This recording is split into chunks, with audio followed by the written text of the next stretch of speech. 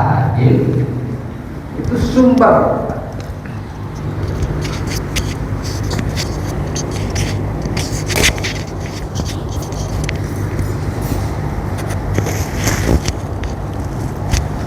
Makanya dalam la ilaha illallah itu la-nya itu kan wujud, sifat wujud yang disebut sifat apa Pak?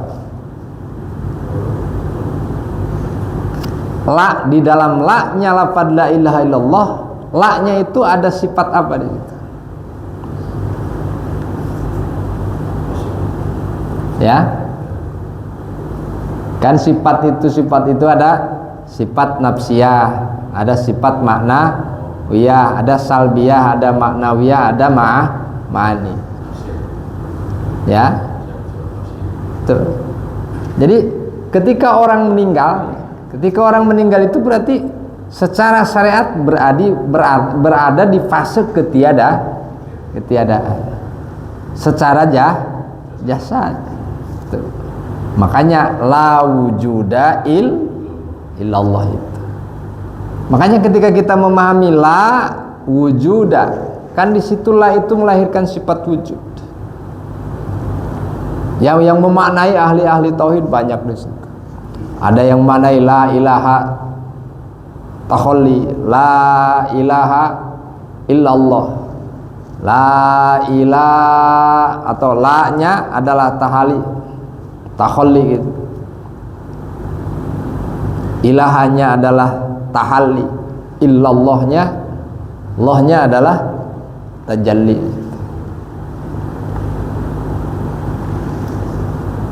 Nah, puncaknya ke sana sebenarnya. Bahwa kita bisa sholat, bahwa kita bisa sujud, itu siapa yang menghendaki? Kan Allah.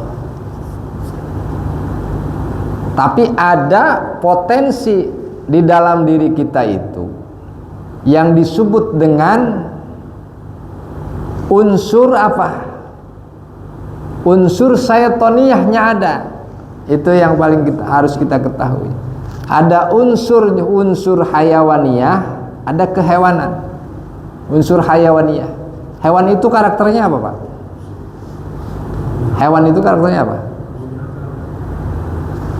Ya pokoknya punya siapa aja diembat dah. Punya siapa aja diembat, itu hewan. Kemudian dalam diri kita ada unsur malaikatnya juga ada. Ada unsur malaikatnya. Unsur malaikat apa? Salah satu ciri malaikat apa? Ta'at. La ya'sunallaha ma amarahum wa yaf'aluna ma yu'marun. Tidak pernah menentang terhadap sesuatu yang Allah perintah. Nah, ketika kita taat berarti ikut sifat malaikat. Tapi ada sifat syaitoniahnya, Pak. Setan itu apa? Yang paling dominan di dalam diri setan itu apa? Ya. Nah, keakuan itu, kesombongan itu. Maka itu tadi, mau seperti apapun ilmunya, ketika masih ada itu tadi, sifat syaitonnya itu disebut gagal enggak? Tapi ya percuma gitu maksudnya.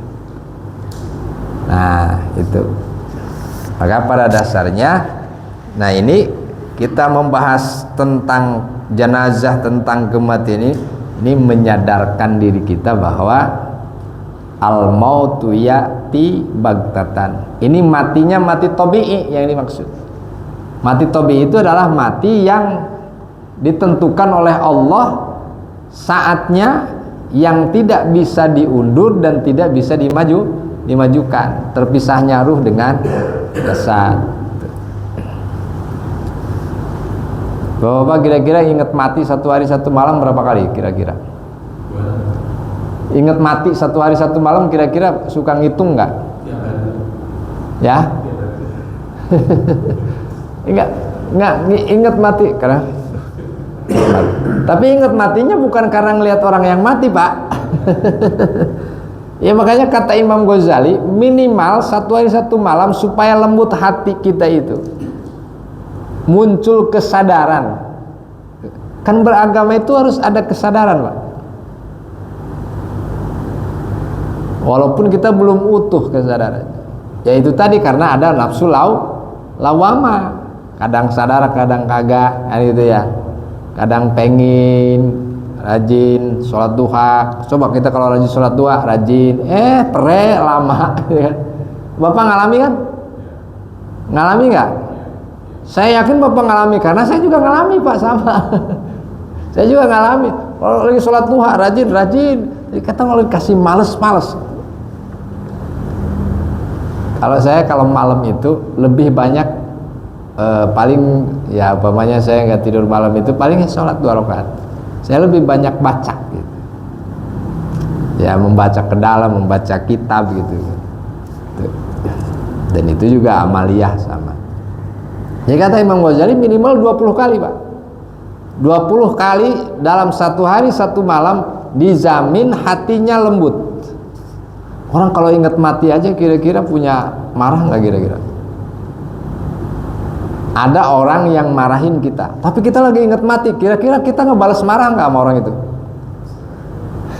Nggak kira-kira deh, menurut prediksi gitu. Kayaknya enggak lah. Itu artinya kenapa kematian itu? Makanya kenapa Rasulullah kuntu nahaitukum an ziyaratil qabri. Awalnya kata Nabi, aku melarang untuk ziarah kubur. Kuntu nahaitukum an ziyaratil qabri.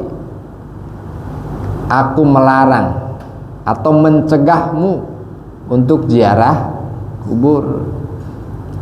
Kuburan itu kan cuma tanah, jasadnya mungkin nggak ada, tapi kenapa kita harus ziarah ke sana? Ada anjurannya. Nah ini syariatnya begitu. Tapi kemudian Rasulullah fazuruha, maka berziarahlah kamu, berkunjunglah. Ziarah itu berkunjung. Fa innaha tadzkiratul maut, maka di dalam ziarah itu, maka sesungguhnya ziarah itu tadzkiratul maut, mengingat kepada kematian. Ini kan yang ziarah kadang-kadang nyari karomah Pak, supaya berkah, supaya usahanya gampang, supaya laris dagangnya, kan banyak yang begitu. Berarti kan salah niat. Esensi ziarah itu mengingat kematian. Yang lain-lainnya ya kita mengenang jasanya, bagaimana supaya kita bisa mengikuti perjalanan beliau-beliau, perjalanan para ulama gitu. Jadi syariatnya memang ada, kita lakukan itu. Tapi pernah saya bicara bahwa yuk kita lagi hidup, ziarah dulu ke dalam diri kita. Artinya kan ziarah itu berkunjung Pak. Kalau istilah ini mah man arafa nafsahu faqad arafa rabbahu. Jadi untuk mengenal, kita belum berkenalan dengan diri kita sendiri Pak. Bapak udah pernah ketemu dengan diri kita sendiri? Belum ya, paling-paling di kaca. Kita kalau ngaca ketemu nggak? Ketemu.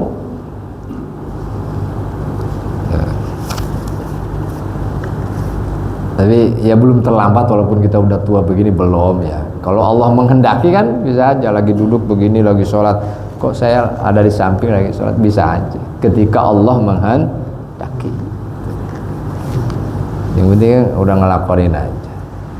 La haula wala quwata illa. Nah la haula wala quwata illa billah juga kita harus maknai bahwa tidak bisa kita mematikan diri kecuali dengan pertolongan Allah.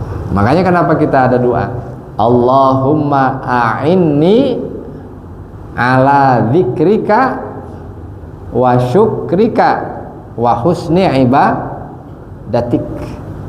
Itu kalau bulan puasa itu kayaknya doanya doa tahunan, makanya kita lupa ya. Udah kita mau ngedoanya Pak, pokoknya mau ngedoa bahasa kita aja dah, nggak usah puyeng-puyeng. Makanya doa bahasa Arab panjang-panjang kita susah ngapalinya. Udah yang penting mah ya Allah itu. Apa aja yang kita minta, bahasa kita, nggak harus bahasa Arab. Karena memang sumbernya Al-Quran dengan bahasa Arab. Makanya berdoa itu seperti kalau dengan bahasa Arab kan keren gitu kan. Ada juga yang ketika ada orang yang berdoa dengan bahasa Indonesia itu nggak keren, itu mah kerennya dengan bahasa Arab. Kira-kira enakan dengan bahasa kita apa dengan bahasa Arab, Pak? Enakan bahasa kita kan? Ya udah pakai bahasa kita.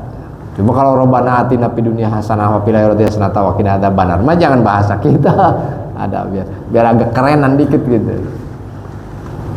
Agak kerenan.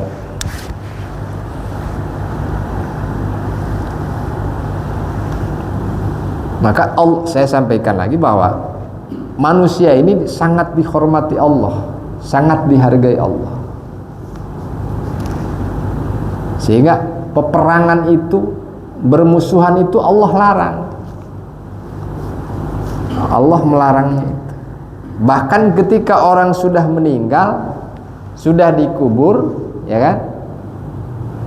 Itu kuburannya aja, sehingga para ulama menghukumi,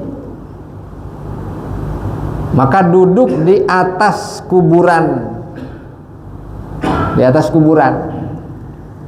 ada yang mengatakan haram, ada yang menyatakan makruh. Makanya kenapa kok diharamkan? Ada nilai apa di situ? Ya kan? Kayak kita, Pak, mohon maaf.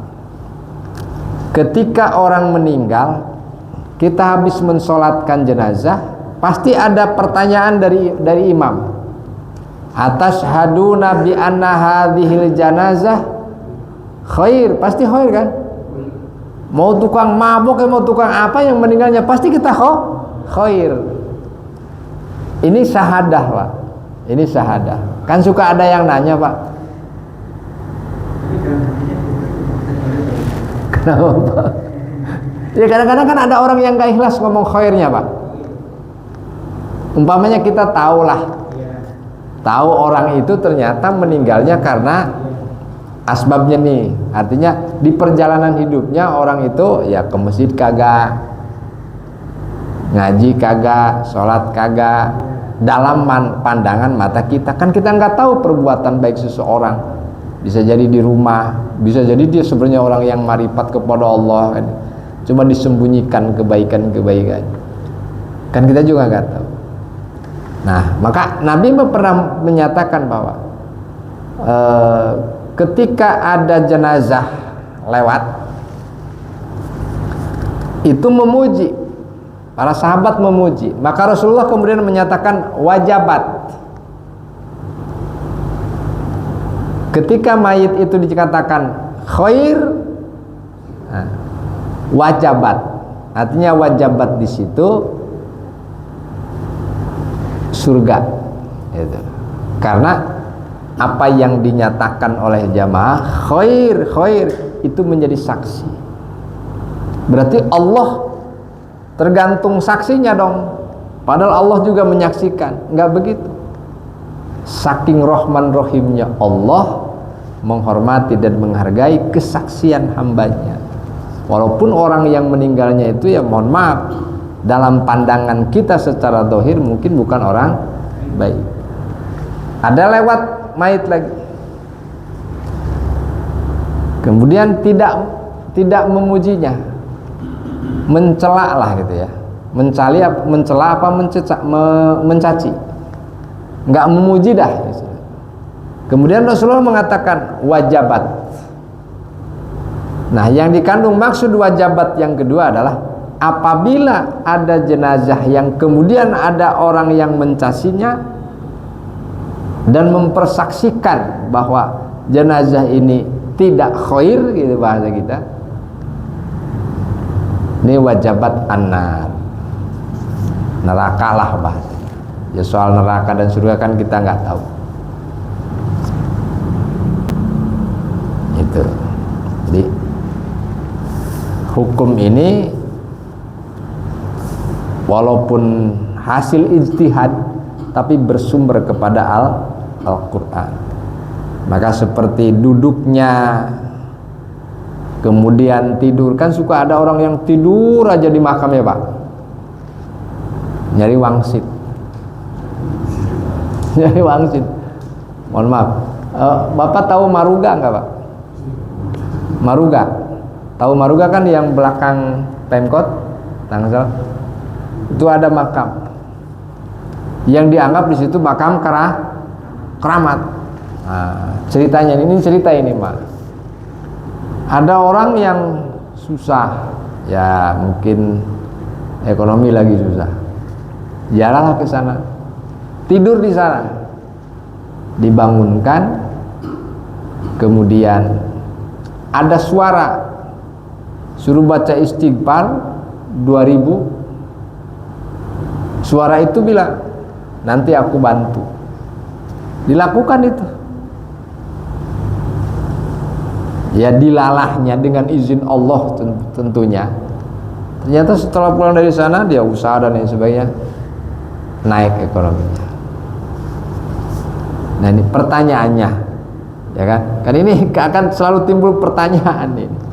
Sebenarnya kalau sudah semua kehendak Allah itu selesai Pak sebenarnya. Cuma kalau begitu nggak ada ilmu Pak. Kalau semua kehendak Allah, ya ilmu habis. Proses itu hilang. Ya kan? Kita kan perlu proses. Kayak contoh kita makan, kita kemudian kenyang. Kenyangnya karena nafsu apa Allah yang membuat kenyang? Ini. Hati-hati nih kemusyrikan dengan tidak musyriknya itu. Kayak kita, contoh begini. Kalau nggak minum bodek, kepala saya dari tadi nggak sembuh-sembuh.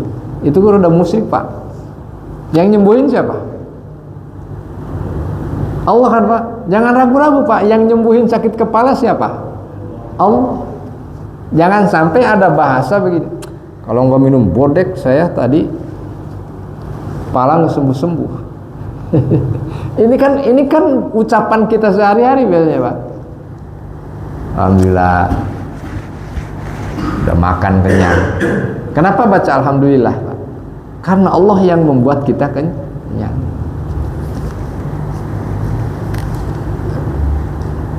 Ya digeser ke tauhid dikit dah. Soalnya ada ahli tauhid di sini. Al-qu'udu yukrahu al-qu'udu wa naumu alal qabri, tidur. Ada yang tidur di makam. Saya itu dulu tukang ziarah Pak. Kemudian belum lama ngajak ziarah. Itu nyiumin apa namanya? Kalau nyiumin batu nisan mending Pak. Nyiumin tanahnya, cium. Sujud. Saya bilang jangan begitulah. Mungkin saking cintanya ke yang pemilik makam itu. Tapi ya kemudian tergantung nih niat. Ini pertanyaan gini. Ketika si makbaroh atau kuburan itu didudukin oleh orang yang hidup, tuh, kenapa kok dimakruhkan? Apa karena nanti yang punya kuburannya itu marah apa gimana? Gitu Pak. Karena ada sesuatu yang tidak kita ketahui, yaitu tentang ruh manusia. Jasadnya sudah selesai. Kalau petilasan lah, jasad mah petilasan ibaratnya Pak. Petilasan kan? Petilasan. Hakikat manusianya yang mana? Kan itu. Yaitu yang kita pernah sampaikan bahwa ruhul mu'mini mursalatun kaifa sya'at. Jadi ruhnya orang mukmin, mukminnya itu yang mukmin kamil. Mursalatun itu dibebaskan kaifa sya'at, sesuai dengan kehendaknya. Artinya Allah memberikan iradah kepada si ruh mukmin itu, terserah kamu mau kemana. Tapi ada tempat yang khusus yang Allah persiapkan untuk ruhnya orang-orang mukmin. Itu. Makanya kenapa nggak boleh membunuh, nggak boleh memukul? Nah itu karena sebagai makhluk Allah tidak ada yang buruk. Kalau sudah berkaitan dengan itu adalah ciptaan Allah sudah. Bahkan kepada orang kafir kita nggak boleh.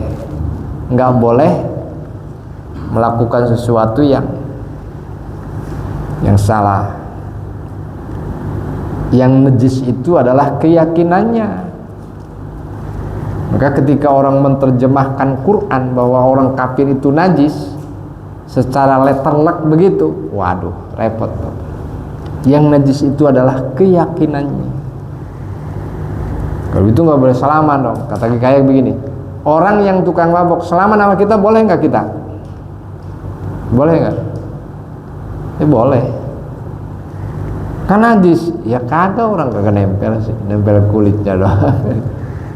Masih tetap ada sisi-sisi yang harus kita hormati. Makanya di sini ketika ruh sudah terpisah dengan jasad, bisa jadi jasadnya udah lenyap, itu kan ditelan bumi, tetap kita nggak boleh atau makruh untuk duduk di atas kuburan itu, karena di situ ada sesuatu yang Allah hargai.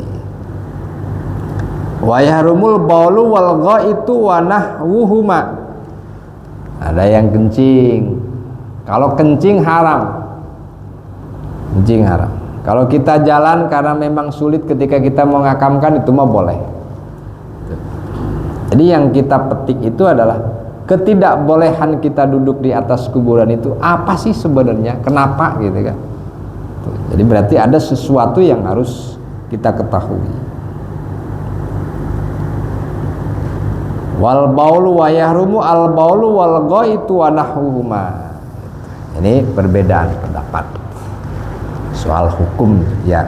Karena itulah fikih mah selalu ada alasan. Alasan kenapa kok diharamkan, kenapa kok dimakruhkan, kenapa kok disunahkan. Tapi hidupnya agama ya salah satunya dengan adanya syariat, dengan adanya fikih, kemudian ada ilmu tauhid, ada ilmu tasawuf dan lain sebagainya. Waktu tinggal sedikit lagi, barangkali ada pertanyaan, monggo. Enggak? Ya. Assalamualaikum warahmatullahi wabarakatuh. Ya.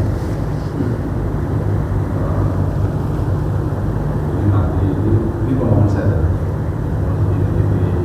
kasih pencerahan. Ya. Ada salah di sini. Seperti tadi untuk melakukan tulis. Ada makhluk pada sabu. Ya. Makhluk pada sabu agak besar. Ya. Dan siapa mengenal itu ini. Ya. Kalau saya akan mati otomatis jadi ada mematikan gitu. Jadi pengalaman saya untuk persiapan mati yang bergerak lewat itu memang harus wajib untuk mati. Ya. Kalau tidak dilakukan oleh Allah tidak selamat ya. Ya. Jadi mungkin saya akan flashback ketika pemahaman saya secara syariat dari SD berbeda. Ini ilmu ini mengantarkan kita harus diantar. Kalau nggak diantar banyak itu namanya tarekat. Ya. Orang kalau kita dia harus diantar tarekat kita. Ya. Jadi cara normal terpakai. Terus dari tarekat ini harus mengantar. Setelah itu ada satu ilmu yang tadi kita sebutkan namanya kesadaran. Jadi kalau sudah sadar bahwa hanya aku saja, tidak ada yang lain, itu masih aku. Yang pernah nanti disebutkan di surat Al-Kisah 1 ya, itu kosong aku. Tak ada suatu masa yang tidak sebenarnya itu aku. Berawal jangan juga kalau awal itu. Jadi sesuatu yang awal, akhir, join bentuk. Ya. Nah kalau kan terjaga, tadi kita belum berangkat mau sini nih, kita ngaji nih, nanti kita pulang. Itu awal semua, kita ini ya. Ya. Nah, terus ini jadi kalau sudah di fase ini sadar, ya semuanya. Jadi Allah itu ada awalnya yang ada di Ustaz, Bapak, di sini. ketika Ustadz menyampaikan materi hidup sih. Nah, tadi seperti di situ ada lo, ada maaf itu apa. Jadi itu semuanya Allah. Yeah. Cuma ada Allah yang diketahui dan tidak. Itu yang kita. Ada jalan nur, ada jalan benar. Jadi memang kita harus sampai suatu fase yang namanya tauhid. Tahu sadar bahwa Allah kita ini tidak. Kalau kita itu ada nanti di akhirat, ya Allah, saya beramal, sholat, zikir, haji segala macam. Ditanya mau itu bisa bahwa harusnya itu selama itu punya aku lah yang berbuat. Jadi kan menghadap Allah itu kosong, kita tidak tahu. Ya. Siap. Mengenal yang menafsirkan dan memaknai mengenal dirinya itu adalah orang yang mengenal terhadap kehinaan dirinya, bahwa dirinya hina di hadapan Allah, bukan hina di hadapan manusia, Pak. Tidak merasa hina di hadapan manusia, di hadapan orang kaya merasa hina banget, jangan, malah hilang itu agamanya. Orang yang merasa hina atau tunduk kepada orang kaya itu hilang seperempat agamanya. Arafa nafsahu di situ banyak yang menafsirkan bahwa dia mengenal akan kehinaan dirinya di hadapan Allah. Dia mengenal butuhnya dan iftikornya dirinya kepada Allah. Kalau sudah merasa hina di hadapan Allah, sebenarnya dia mulia di hadapan Allah maupun di hadapan manusia.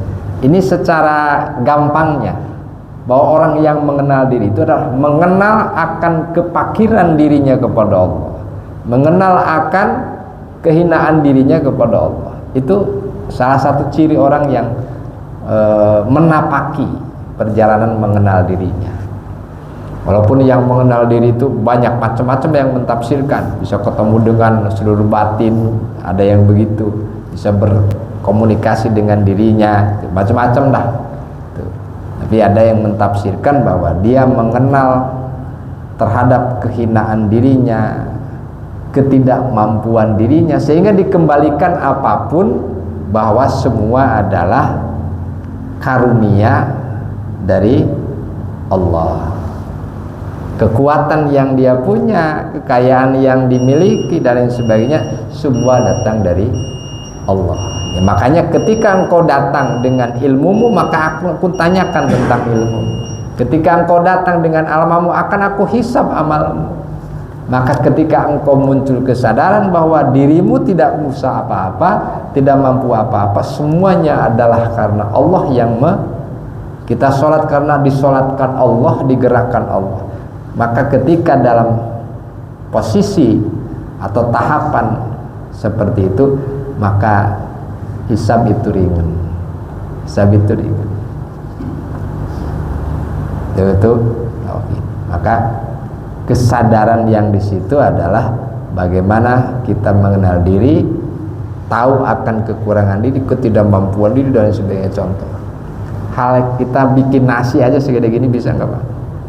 Mewujudkan nasi satu butir aja kita nggak bisa, nggak bisa. Kita ngitung rambut sendiri nggak bisa Pak. Ya, kalau ke situ, kalau kita lari ke situ, ini agak jauh. Tapi semua Allah hargai. Setiap sekecil apapun yang kita lakukan kayak begini nih, syariat. Terserah kita berpikir kemana. Ada syariat-syariat dan hadis-hadis Rasulullah yang menyatakan setiap kebaikan akan ada nilai di hadapan Allah. Nanti kelas-kelasnya ada Pak. Ya, oh ini kelas syariat, atau ini kelas tarekat, ini kelas hakikat, ini kelas ma'rifat gitu kan. Ini kelas kesadaran Sidratul Muntahanya ada. Saya kira itu panjang. Kita kan udah usia tua nih. Ya. Harus sampai situ loh. Ya.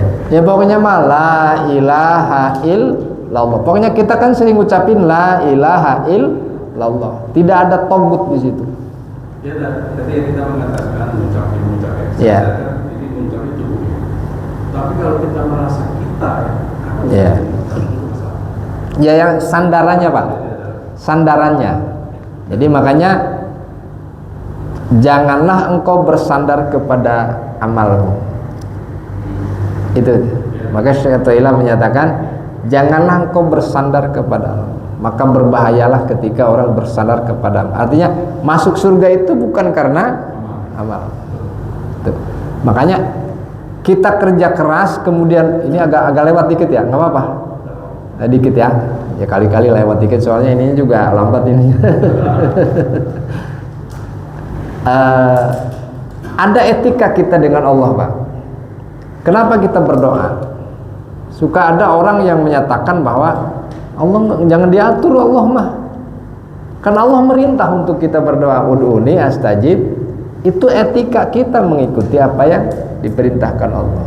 Kita berusaha, kan rezeki kita apapun sudah ditanggung Allah.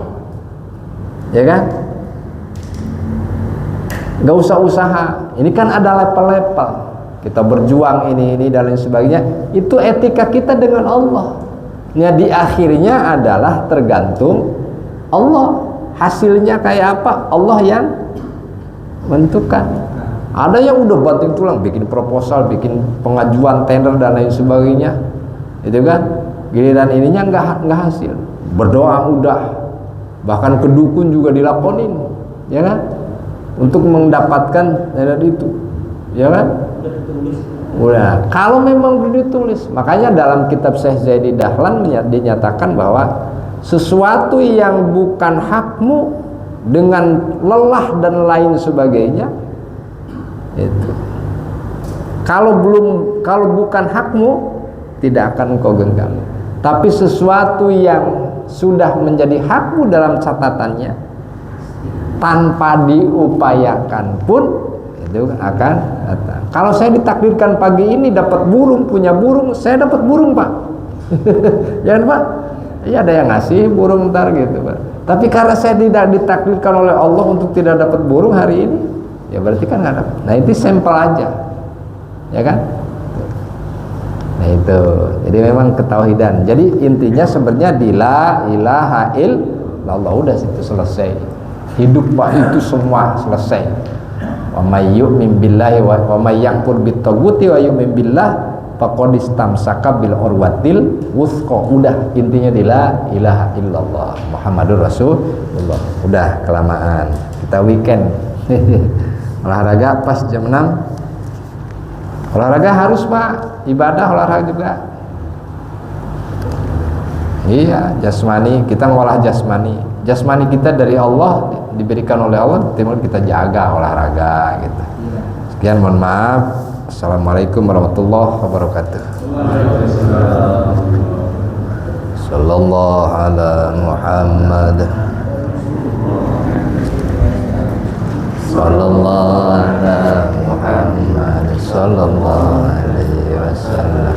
Sallallahu ala Muhammad. Sallallahu alaihi wasallam. Sallallahu ala Muhammad. Sallallahu